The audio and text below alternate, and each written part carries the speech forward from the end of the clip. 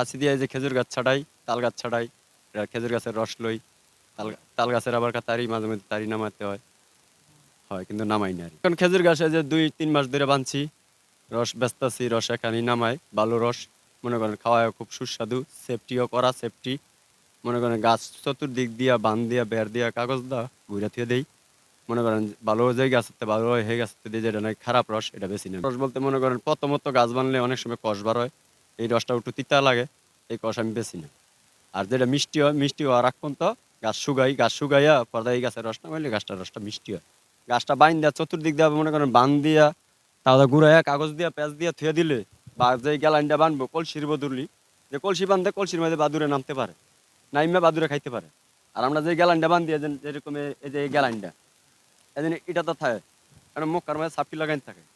এই গ্যালাইনটা যদি পাইপ দিয়ে আমরা ভিতরে রস দিই তাহলে এটার ভিতরে কিন্তু কিছু যাইতে পারে না, মাছি ছাড়া মাছিও যেতে পারে না, কারণ আমাদের গোড়া থাকে একবারে। এটাতে রসটা ঢুকার পর ভিতর থেকে মনে করেন ছাপটি লাগাইন থাকে, এটার ভিতরে কিন্তু যাইতেও পারে না, আবরণ চবরণ বা বাইরের কিন্তু ময়লা কিন্তু কিছুই যাইতে পারে না এটার ভিতরে। আর কাগজ দিয়ে যদি চতুর্দিকে ঘুরে রাখে যে কুয়াশার যে পানিটা, এই পানিটাও এটার ভিতরে যাইতে পারবো না। তাই বলে প্লাস্টিকের একটা কাগজ দিয়ে চতুর্দিক দিয়ে ঘুরাইয়া সিলি করে বান্ধা থুয়ে দিতে হইব। বান্ধা থুয়ে দিলে তাহলে গাছের রসটা সম্পূর্ণ সুন্দর থাকবে।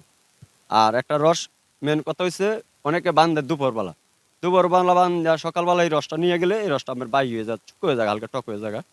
আর সর্বপ্রথম হচ্ছে গাছ বাঁধতে হবে আমার 4টার দিকে, 4টা বা 3টার পরে গিয়ে গাছ বাঁধলে এই গাছের রসটা সকালবেলা নামায় দিলে এই গাছের রসটা ভালো হইব, সুন্দর হইব। দিনও গাছ ঘুরে রাখতে হইব, রাত্রেও ঘুরে রাখতে হইব, যাতে কোনো কিছু এটার ভিতরে আক্রমণ না করতে পারে, বা কোনো কিছু যাতে এটার গাছের গোড়াত গিয়া যাতে না বসতে পারে।